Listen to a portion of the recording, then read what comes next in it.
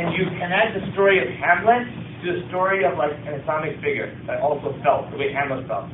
And then you look at his ideas through like an Islamic spiritual lens. It would be really interesting. And then like have like, Socrates, Socrates, right? Yeah. And Abu Hanifa have a faith debate and write a book about that. Because they were very similar. Abu Hanifa, his style of teaching was through questions, right? When they used to, if you want to, you know Abu Hanifa is? Hanafi, he's one of the big four scholars of Islamic law. Most people, Pakistan, India, Turkey, they all follow his thing. Okay.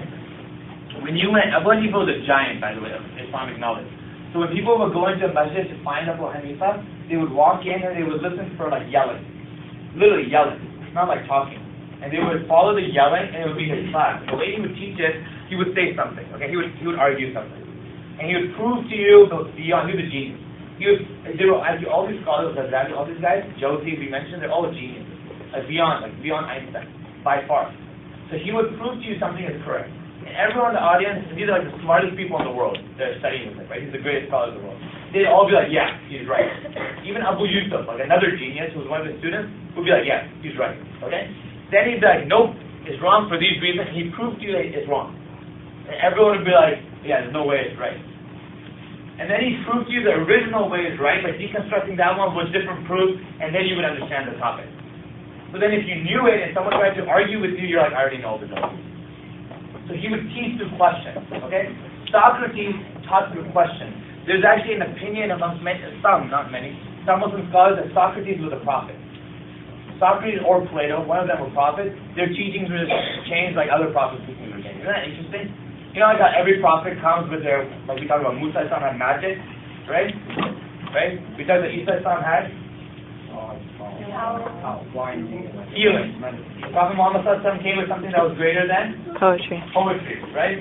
Socrates may have come with logic, so that was the thing of the time, which would be really interesting. We'll find out on the day of judgment. But if you had a debate between Socrates and Abu Hanifa, because they're very similar, wouldn't that be incredible? Like, wouldn't that be something really interesting to read?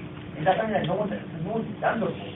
But then when you're learning Islam and you're learning other stuff, you're not learning it like two different things. You're connecting them, and that's what we need to do. I'm only giving these examples. Like when we read Macbeth, when we read Milton, Paradise Lost, you guys will read it. When you read even Huckleberry Finn, To Kill a Mockingbird, when you're reading To Kill a Mockingbird, think of Bilal. You guys with me? Make those connections in your mind, because then your religion is not like I'm Muslim and I'm also American.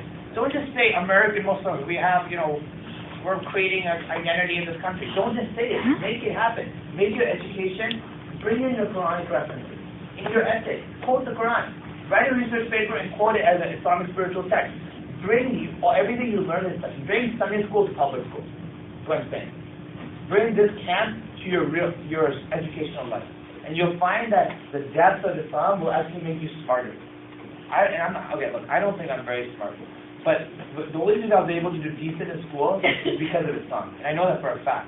When I was in 7th or 8th grade, I remember maybe I was considered one of the better students, but I wasn't beating a lot of people. I wasn't excelling the same way, okay? I went to an Islamic school for a year or two, 2 years, year and a half, and that gave me confidence when I went there because I started learning about Islam in a deeper way, and I realized, and also I've been listening to a lot of lectures, going to MYNA camps, listening to Sheikh Hamza.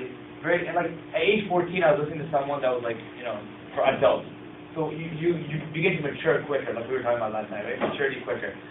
And then I remember when I went back to high school after I was 2 years away, school suddenly became easy because I was thinking of like Ghazali. You know what I mean? These guys are like geniuses. Nobody I was reading in high school was a genius. My teachers weren't 1/10 as smart as Ghazali. No, I think teachers are great. Like I had one teacher, Omar, who taught me speech and acting and stuff. She was amazing. But average teacher was okay, whatever.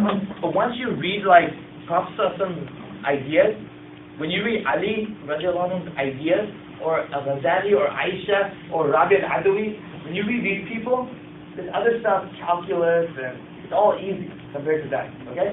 So when you learn that, and then I came back, I was like, oh my, and I promise you, for the last 7 years, I have not found anything in school to be even I haven't used more than 20% of my mind for it. And when you learn Islam, and I would go to like Rihla and stuff, I use like 120% of my mind. Like my head is hurting. I'm like, what is this? Like, when I'm learning Arabic, you're like reading these weird passages, and they're like complex. You use every ounce of your mind for it, okay? And when you study like high-level economics, it's just like, okay. Because your mind becomes, Islam will make you smart. If you look at Islam in a deep way. Because Islam is smarter than any other science that's been developed. These other sciences, right, Muslims developed all these sciences. But outside of that, these other sciences have maybe been around, sociology has been around for like 60 years. Islamic thought has not only been around for 1400 years, and all the smartest people were looking at it and dealing with it, it's been around since Adam alayhi salam. Because our religion is not the religion of Muhammad, like we learned after Muhammad. It's the religion of Adam. And so that our thought has been developed for maybe over 1 million years, depending on how long ago Adam lived. Okay? So we are, and remember this, in Islamic history, until the last 100 years, if you were smart, what did you do? What did you go into? What science did you go into if you were smart? Huh? Islamic studies. If you were smart, you became an Islamic scholar. Look at that. You actually, it's true, because they also were businessmen and other poets and stuff, okay? Every great scholar almost was a poet. Almost every. Imam Shafi was one of the greatest poets of all time, right? In the Muslim tradition. Anyway, listen to this. If you were smart, if you were a 4.0 student, you became an Islamic scholar. That was like, because you had to be really smart to do it, right? I'm talking about like, you know a Hafiz? What's a Hafiz? Someone memorized the Quran? No. That's what they call them today. Everyone memorized the Quran back then. If you were 8 years old and you hadn't memorized the Quran, you were like an F student. Anyone in the whole country, you would memorize the Quran. That was basic, yeah. Hafiz was nothing to do with the Quran. Now, you know how many? 200,000. Basic. He's a Hafiz. Not even a big deal. That guy's a Hafiz. Oh, you remember 200,000 hadith? Cool. And you not only have to memorize the hadith, you have to memorize the chain of narrators, all the way back to the Prophet. That's just basic, entry level. 12, 14, you know, like, our SAT was like, hey, do you know 200,000 hadith? Cool. You're a Hafiz. That was like before you started your education. If you didn't memorize the Quran, you weren't a Hafiz, you weren't admitted into school. Okay? Then you learned about 15 sciences that would have taken us about 200 years to learn in about 7 years. And you were like a low-level scholar. You're like, you know, one in about 20 in your city. And then if you're a genius and you're just like really, really smart, you can become a Ghazali. You know, you'll have like someone like 1/10 of Ghazali, and then every 100 years a Ghazali will come around. And these guys are the smartest. If you weren't that smart, literally, if you weren't that smart, go to medical school, become a doctor. That's what Imam Ghazali said. He wrote a fatwa.